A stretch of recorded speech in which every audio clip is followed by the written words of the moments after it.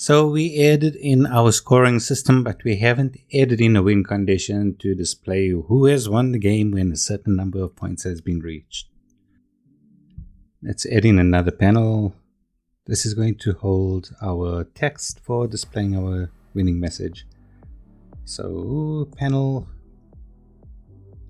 okay, I'm going to call this player 1 wins panel. Okay, so yeah, I'm going to take a bit of a shortcut and just create 2 panels, one for player 1, one for player 2. A more efficient way of doing this would just to change the actual text to display which player has won. Okay, so I resize the panel, and after that, let's change the color. Let's change the transparency down. Fully transparent, and then add on the UI, select text, and with your text selected, just increase that, align it to the center by clicking on this little gizmo over here, hold the Alt key down and select the middle option. Okay, that will align it to the center. Yeah, I'm going to enter text for player 1. So I'll call it player 1 wins. That is absolutely tiny. Increase the font size by clicking and dragging to the right. That is okay. And change the color to what? White, yellow. Let's make it yellow. And drag that down. Realign that. Okay, that brings that down. Good. And we are going to do the same for player 2. So just duplicate this, Control D, with that selected. Rename that to player 2 wins panel. And expand that selected text component and change the text to player 2 wins. Okay, so what's going to happen is we're going to have this hidden or disabled. So select both of them and just hide it. So deselect it or disable it. And what we're going to do is when we have reached a certain number of points for either player, we will then show either one of these panels. Now let's go back to our score manager, select that, which will bring up our flow graph. And zoom out a little bit and just right click at the bottom and search for update. So in update, we're going to consistently check whether we have reached 10 points or not, and then decide which panel to display. Okay. Let's start off by actually creating a super unit this time. So right click, add, search for super unit. So as you have seen from previous experience, refactoring these things is not trivial. Okay, so what your super unit selected, just double click on that, double click again. First double click, of course, just zooms in.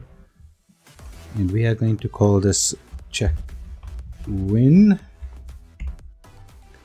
and select input, and we are going to need a few inputs here. Just click on plus. First one will be let's see, the score. So we'll pass in either the player 1 or player 2 score.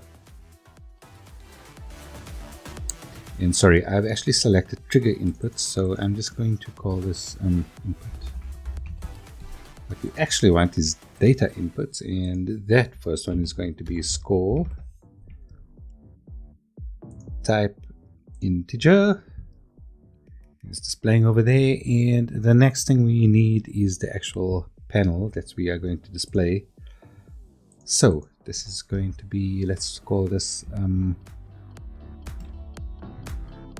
what are we going to call this? Player wins panel, and here we'll pass in either this panel or this panel to display. And we'll see how that's going to work in a bit. Just under type, select game object. Good. Under output, we are just going to have figure output. I'm just going to call it output. And that's it. I don't think we need to return a value yet.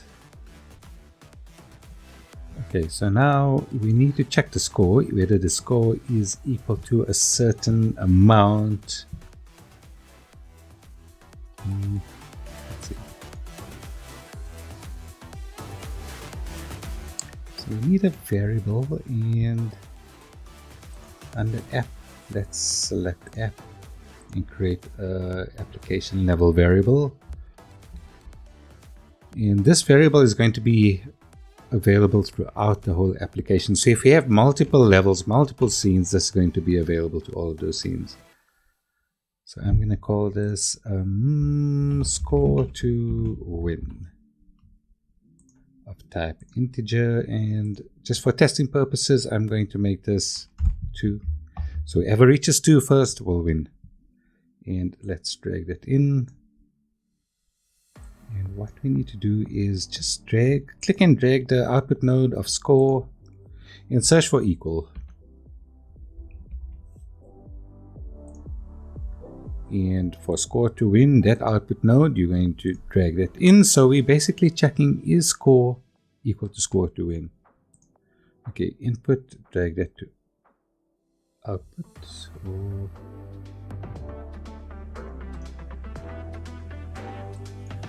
I think I'm forgetting something. We need to actually set our player wins panel to active. So from here, just click and drag and search for set active. And it's that first one, game object set active. And here we want player wins panel, connect that to this one that added value self. And here this output of equal is going to return true or false. True if they are equal. So if that score is equal to the score to win, then drag that there. If it is equal, we are going to set that player wins panel to that value. So if it's equal, it will be set to true. In other words, display that panel. Then we'll just return output there. Okay, let's just save, Control S, or you can choose file save.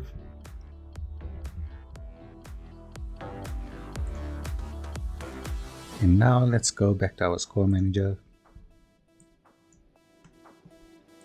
And here we are going to connect these two together. Score we're going to pass in. Let's just go to object, and we want player 1 score first. In the panel,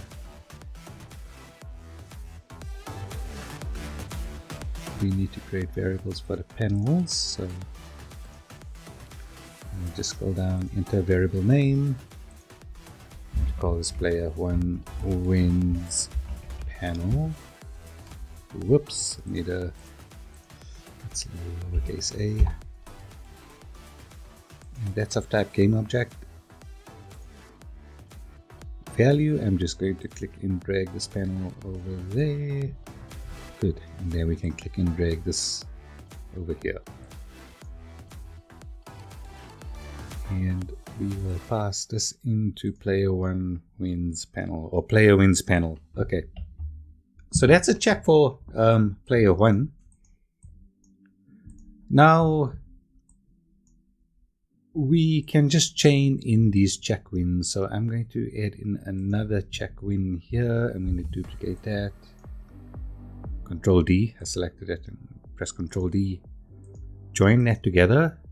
So the first one's going to check for player 1 player 1's win condition. The second one will check for player 2's win condition.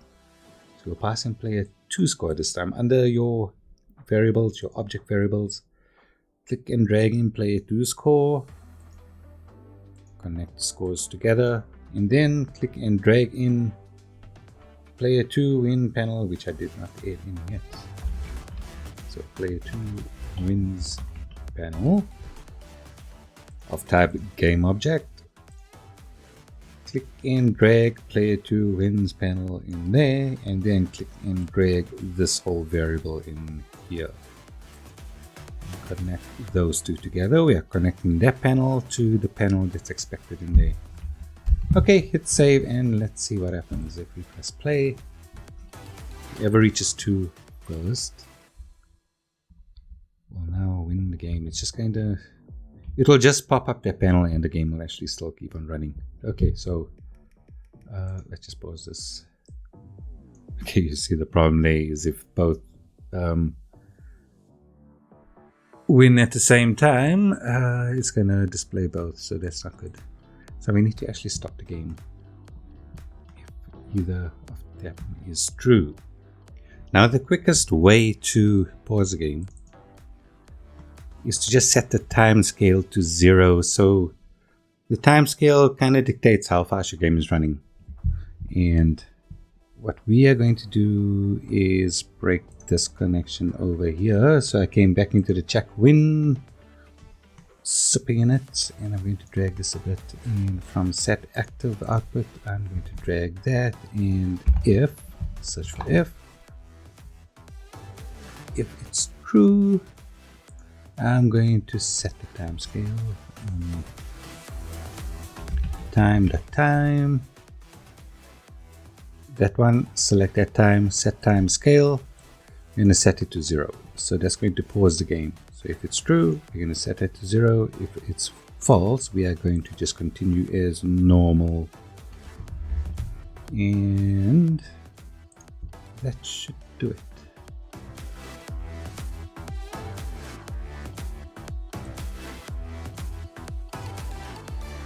Okay, so as soon as someone reaches 2, that should just stop. Oh, something went wrong. I did not pass in a value to my if. So we need to pass the output of equal in there.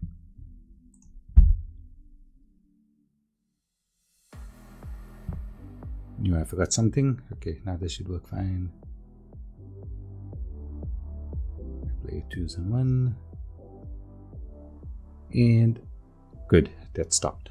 Let's do the C# portion and take it from there. Yeah, so what I'm going to do is copy this under canvas. Player 1 wins panel, player 2 wins panel. Just copy that and go back into project, assets, scenes, and oops, C# scene. Let's open that. Expand my canvas there, right click and paste. Okay.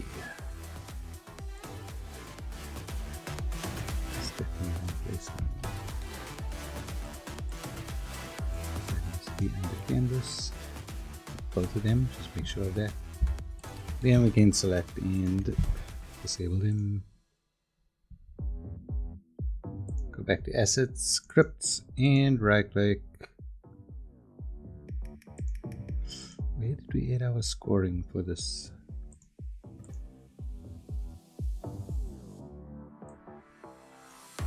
We just added it onto the goal directly, which is fine. I'm opening up my goal script. Just gonna keep this simple. It would be ideal to just create another script for this. Let's see. Okay. So let me create public game object. Actually, make it private. Game object.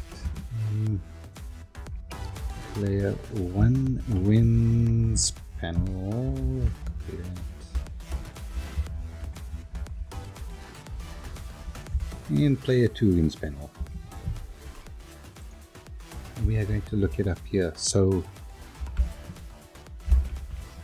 player 1 wins panel equals game object dot find, and I'm just going to look it up by name.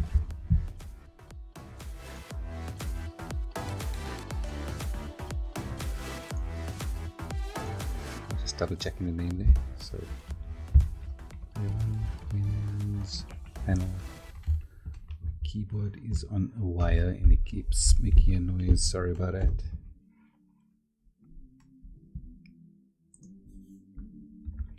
Okay, same thing for player 2. Just change player 1 to player 2. And on collision enter.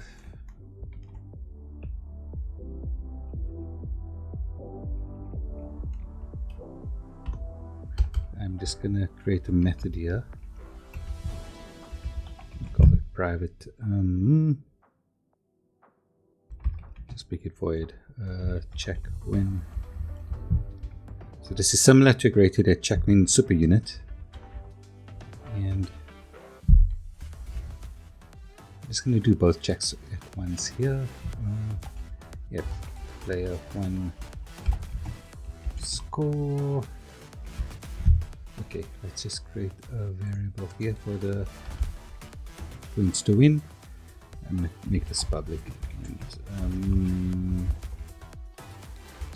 score to win. Default that to 2 just for testing purposes. You can always change that a little later. It's greater than score to win, greater than, well, equals score to win. That's how you check for equality in C#, double equals. Okay, now we're going to display our panel. So player 1 wins panel dot set active true. That's that. I'm going to copy and paste. Not the best coding you've seen in your life, but this is just a proof point between C# and visual scripting. Player 2 wins panel, and we will do that on collision enter. Whenever there's a collision, we will do checkmate.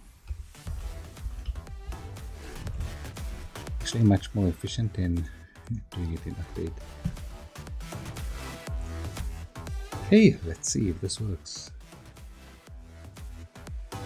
File, display.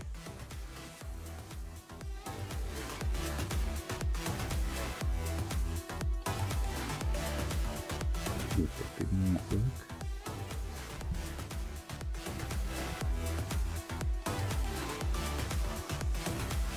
So here in error in our script, and player 1 wins panel. It's not finding it. It's not finding it because it's disabled initially. So game object dot find will not find a game object that is disabled in the editor. So okay, serialized field is the proper way to do this, but I'm just going to make it public for you beginners to not confuse you guys too much.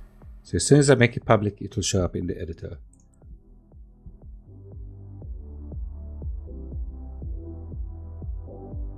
Okay, I'm going to select both goals. And click and drag the relative panels onto the proper slots. Save that, go back to the code, and we don't need to do these GameObject.find anymore.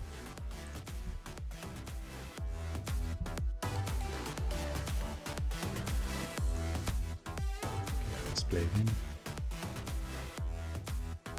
Okay, this should work now.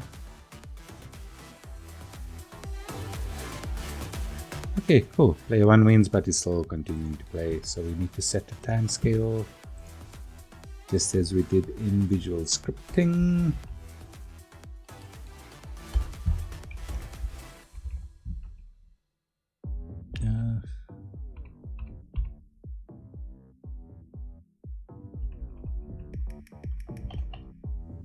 Time scale equals 0.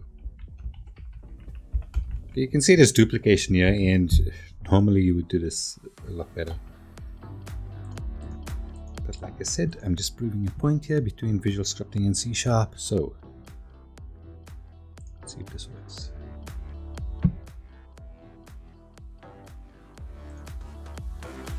A, as soon as you reach 2, it will stop. Okay, player 1 has 2, player 1 wins, and it has stopped. Great. Okay, so if you guys want to see anything else with this game, please let me know, because I'm going to stop right here.